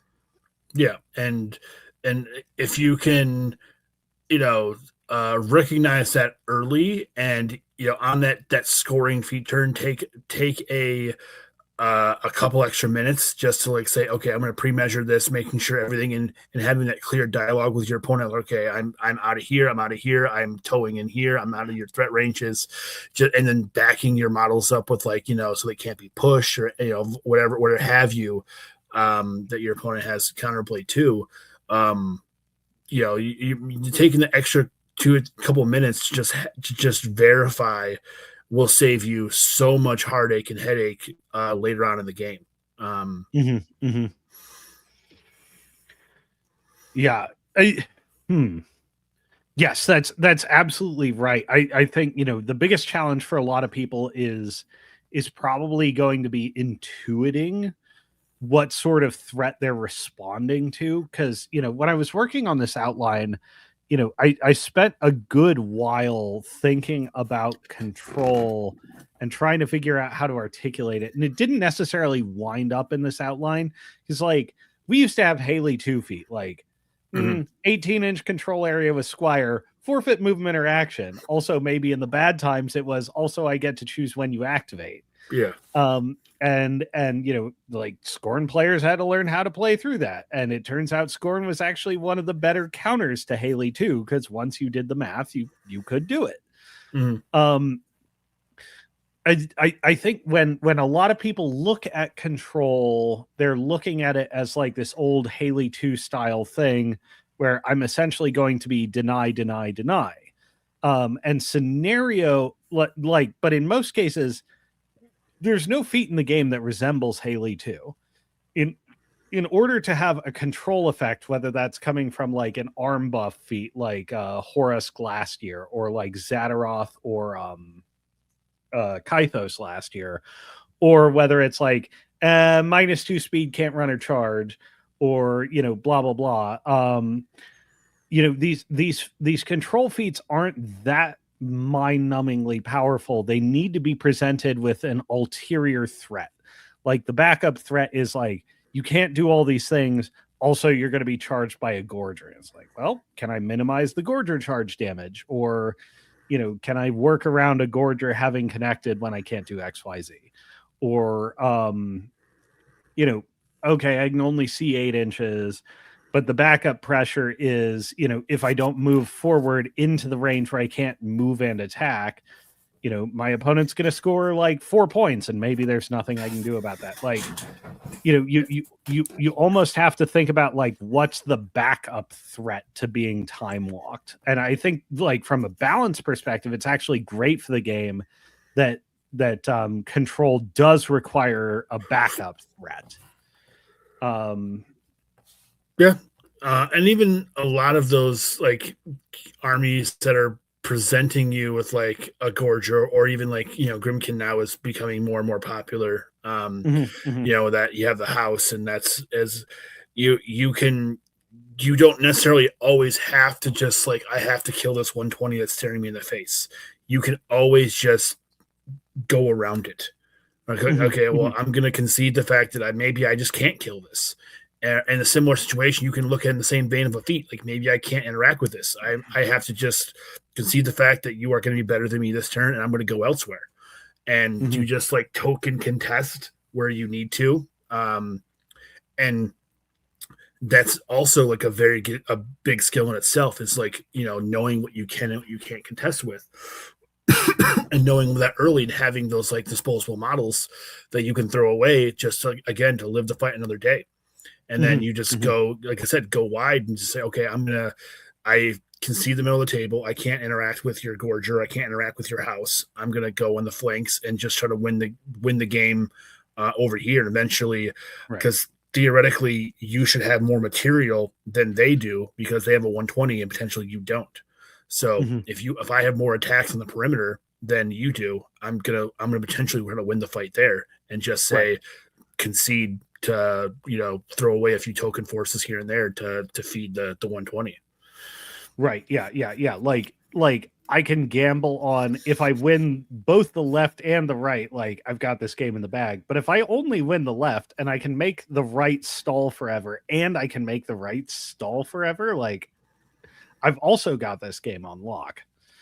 I think in the outline here, I had like talking about, specific technology. I think that people over index on like grievous wounds and anti-healing, remove from play, especially if you're using recursion, spell hate, anti-shooting defense. And the first question in every category is it generalized to your opponent's entire army, or is it local? Is there a domain where I can establish local superiority without having to concern myself about this factor? Particularly feeding colossals, and as we get into like specific model threats, and when we're going unit entry by unit entry, like what you have to respect or not respect for certain model types. Like I have in here colossals and gargantuans. By and large, not always true, but in general, you don't need to respect colossal's melee danger, like how much of a threat they are in melee. But generally, you do at range. Gargantuans, you almost never need to respect their shooting threat. Like essentially, you look at the house and like, can I not give away pieces to the house laser, dragging them into their death, or is dragging them into their death like not that consequential in the grand scheme of things? Okay, great. The house doesn't matter at range. The only thing it matters is when it connects and when it's beating face. Or like I had a game in Colorado where I was like, I spent so much clock and so much resource on this dance back and forth with this Mastodon and my king. And we're like dancing this big dance. And I think I'll turn like 5 or 6. Like I lose the dance and the Mastodon charges my king and does like maybe 30 damage. And my king's like, fine. I'm like, why was I worried about this? Kill the Mastodon. And like, oh, okay. I didn't need to worry about colossal in melee, it turns out. Because, they'll often have poor volume of melee attacks. Like the ranged offense may be great, but they're also inherently constrained by the focus mechanic. Likewise, the king and the Trichomerax, like, oh, watch out! I've got these main guns, or like maybe a powder cask, and this pitch jets them, and it's like, but it's not that many damage rolls, and their values are kind of poopy. Like, if you respect this thing at range at all times, like it's just an unforced error. Or the Trichomerax is like, oh, look at the range. It's got some POW 14s with Frosty Thunderbolt, and it's got a POW 14 AoE 3 fire. I think it's POW 15. I like, Is that it? If it shoots as this lone heavy over here, you're saying it basically does nothing, right? Like, yeah. Okay, great. And I think like people often approach colossals and gargantuans like they're god machines, and they actually like both have, not in all cases, but in most cases, these massive inherent weaknesses that you can actually exploit by simply not being so cautious and knowing what you have to worry about. Yeah, and in most situations, people are not going to be wanting to commit them, especially not committing them early in the game, just because they are such a giant investment that if that if you lose that model too early, you essentially have lost the game right there. Right. So they're also a massive investment specifically in your battle group, which means specifically in your ability to score 50s. How many lists with a 120 mil like that have another 50 score aside from their caster and like maybe a utility heavier light? It's not many. No. That's definitely not many. And even more so too, a lot of the and I do this as well, and this is a kind of a something else that probably should be brought up as well. Like I'll look at my opponent's list construction and see how many units they have, how many war beasts they have, and I'll factor that into like, what is your scenario blueprint look like? And if I can just remove most of your units, then I don't have to play basically the scenario anymore on a certain side of the table because I know you can never score it again. So right. And I don't need to worry about what happens in the heavy piece trade because like you're winning on a vector that's without consequence. Yeah, so it's something too that you want to take note of when your opponent selects their list and what given scenario you're playing, how likely they are to be playing that scenario well. Because there are some lists that still, like I think, Fault Line is one of the biggest kind of proprietors of this. Is the fact that a lot of lists are not designed to play Fault Line. They just don't have the models typically to play that scenario.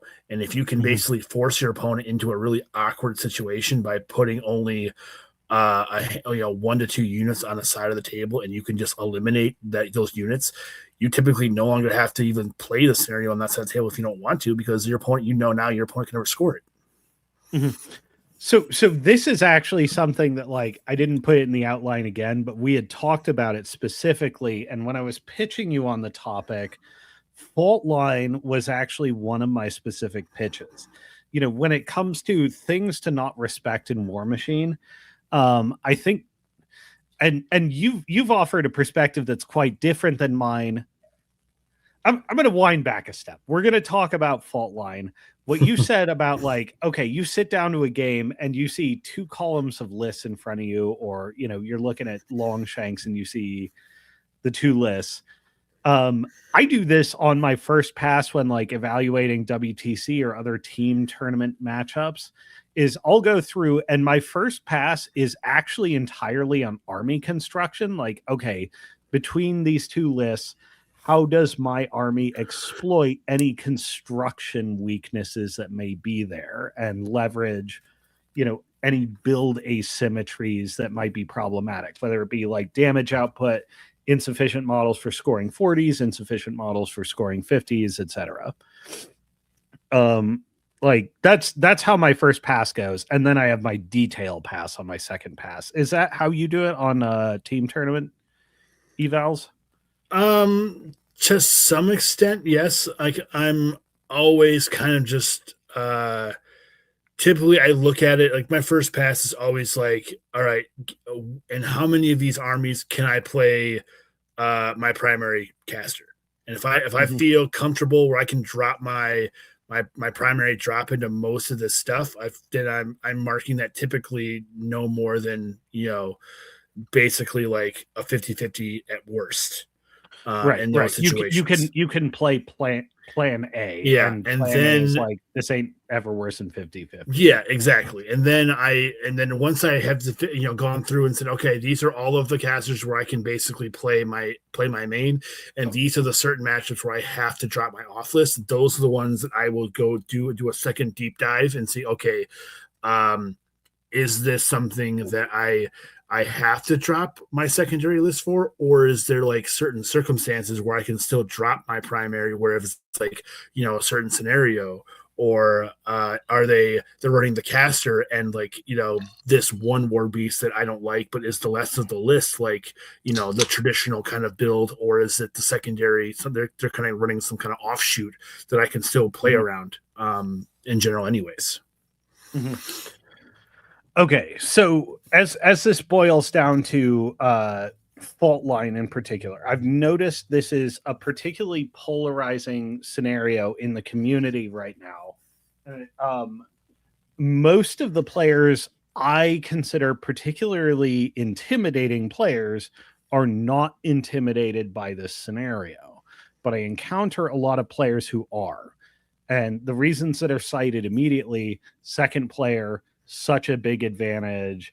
They score 6-7 points in one turn. And I'm always sitting there looking at them like, okay, and you're going to score 6 or 7 back, right? Like you're going to stabilize very quickly, because as big as those numbers are, you also stabilize an equal magnitude. And if they're scoring 7 points in particular, they've probably given you some pretty juicy targets. So like I almost consider, and like a lot of these like should respect, shouldn't respect, should respect in uh in in whatever measure. I think a lot of these areas, and like particularly fault line is like the big one, is a pons asinorum, Euclid's geometry, the fifth proof, the bridge of asses.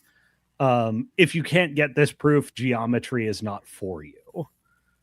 I think a lot of these proofs are getting people past base psychological hurdles, and a lot of people see 6 or 7 points in one turn on bottom of 2, and their mind breaks, and they're not even doing calculations about, okay, how many 40 scores do you have, and how many 40 scores do you have in each theater of the board, because they're split up, and one set of 40 scorers will never be able to reposition to support the other.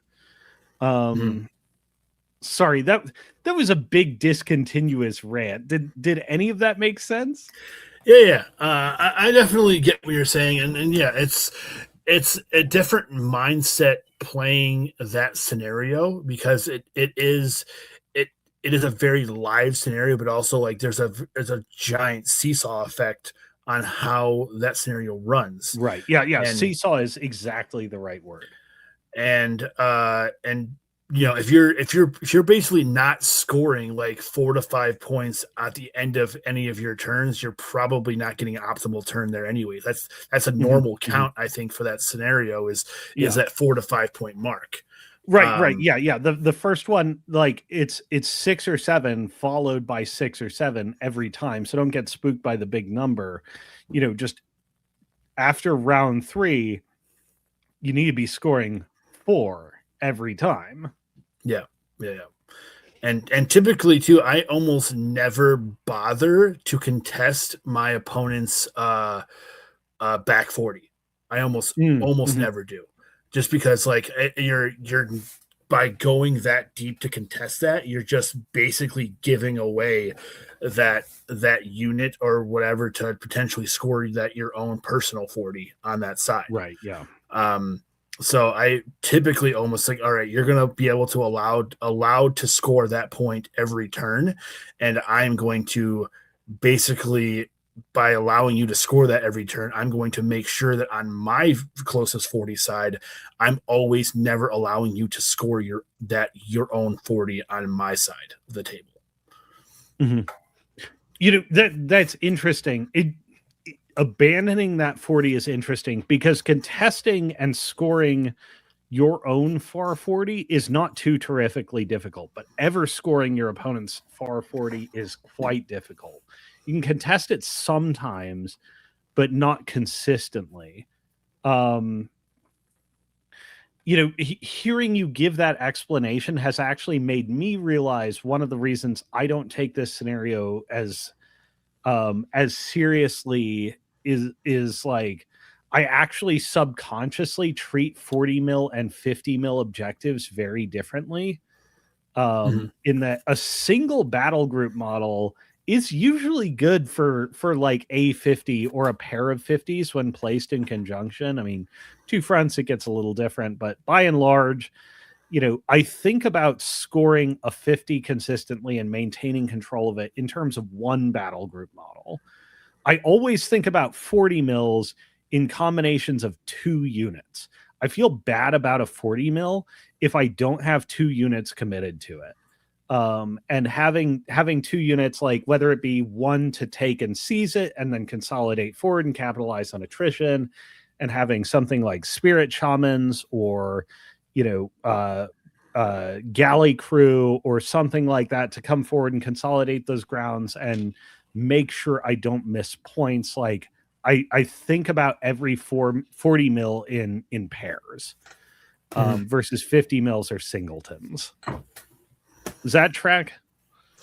Yeah, I mean, for the most part, I think that's quite all right. Like I usually am running it with like I'll even put solo units on 40s and whatnot, but that's only potentially if I have like barrage or something where I can like walk up, shoot Right. Yeah. repo Yeah. back Yeah. Yeah. onto it.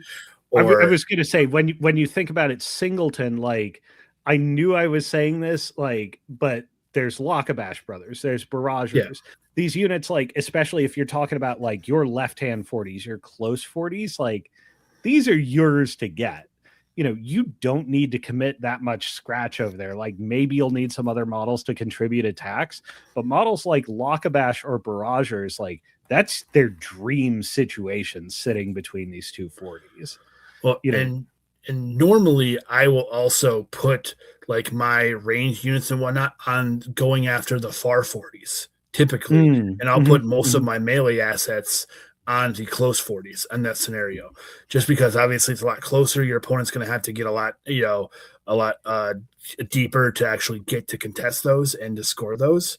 Where it allows you with the ranged assets to kind of like we talked about before, that timer situation where I can pick at that a little bit, maybe throw one guy up there to contest, delay that, and keep slowly whittling down that force. Because typically your opponent is going to be stronger on their 40 side that's closer to them. So putting anything up there, you're just resigning the fact that it's going to die.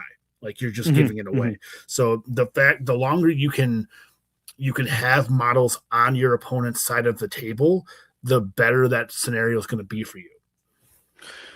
Right. Yeah.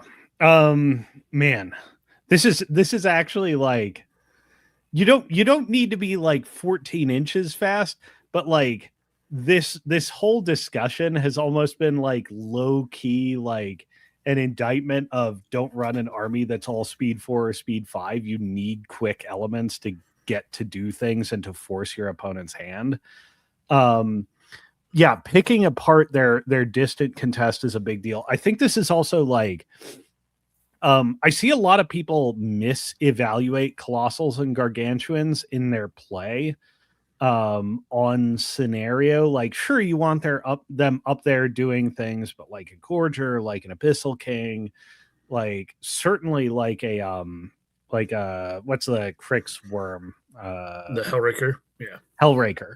The threat is actually worse than the reality in most cases.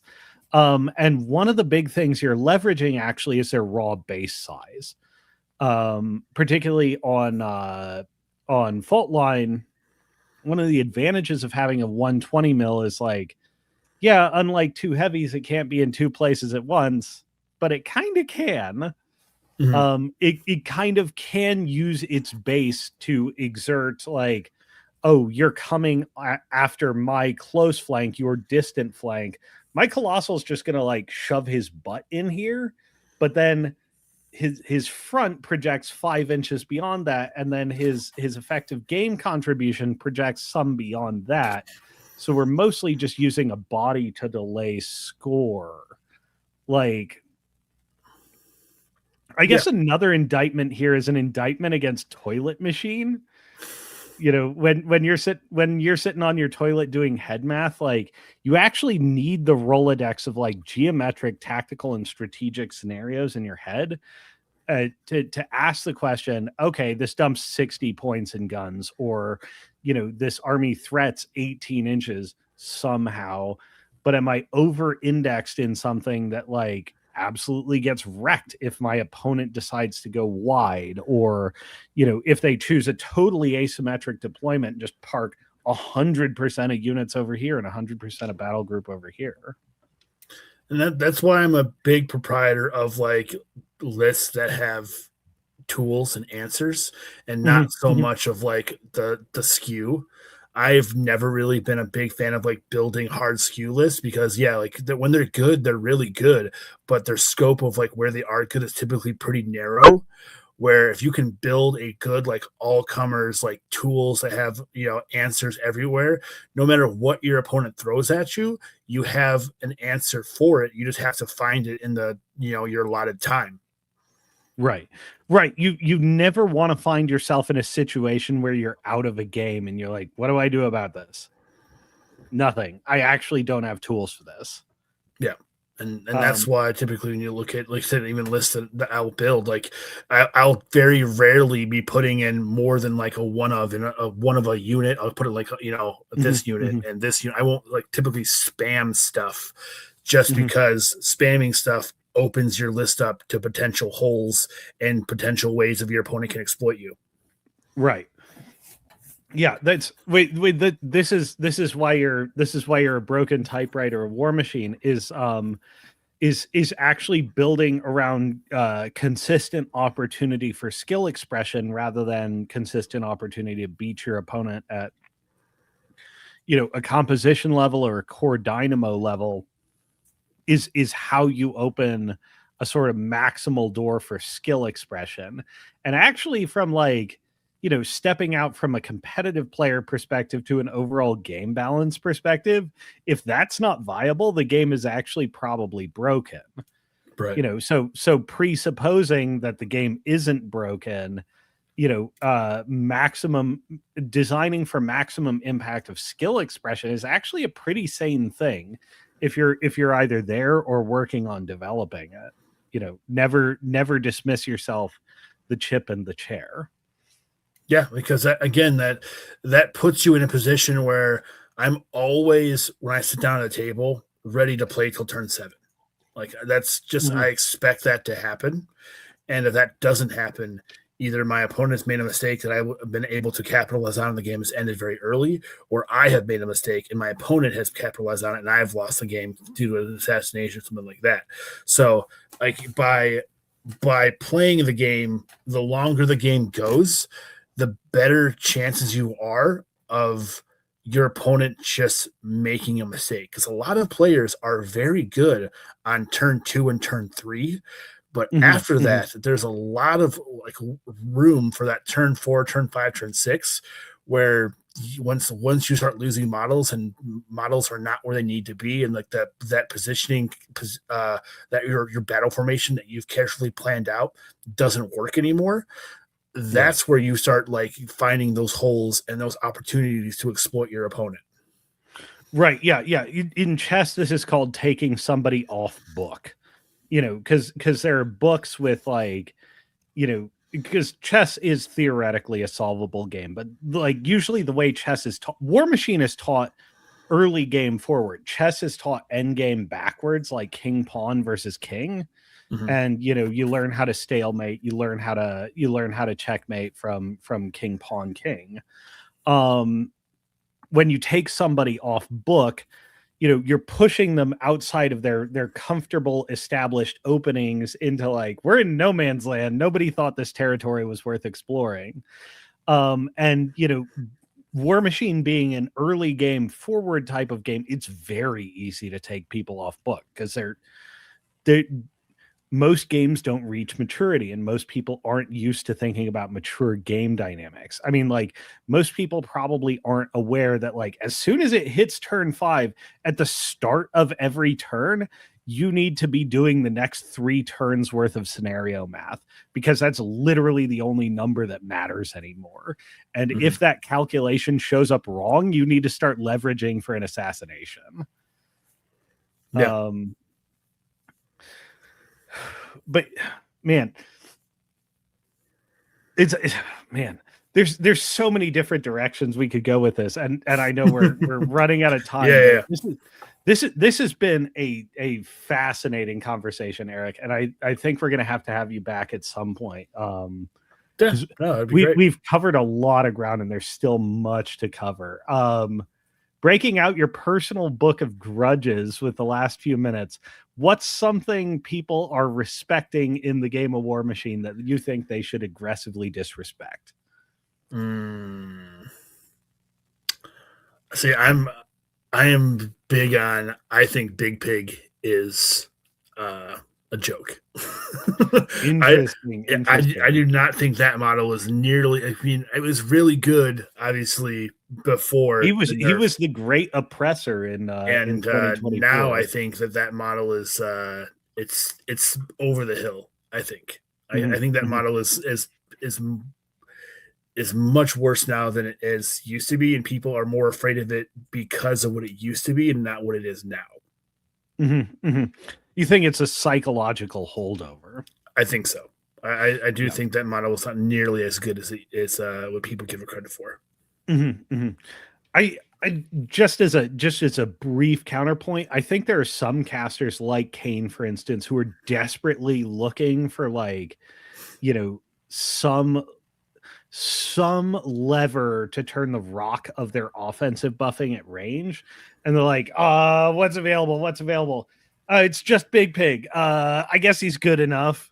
Yeah, it's just how many gunshots can I put down range to capitalize on Calamity?